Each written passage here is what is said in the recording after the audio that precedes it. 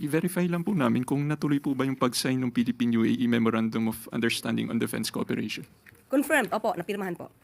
Tapos meron rin po kayang data ang Mapalas kung meron po bang investment deals na na-finalize dun sa UAE. May nabanggit po sa atin, pero siguro po yung detalye nito ay mas maganda manggaling kay Secretary Cristina Roque. Pero nabanggit po dito ang patungkol po sa maaaring pagpasok ng Damac Digital. Ito po ay we are looking at the largest data center in the Philippines with the Damac Digital highlights. Meron din po sa Masdar. Ito naman po ay patungkol sa investments for a 10 gigawatt renewable energy.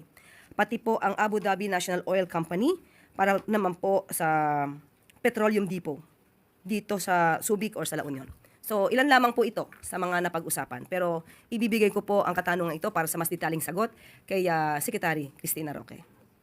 May details po kaya dun sa defense agreement? Sa ngayon, wala po akong hawak. Thank you po.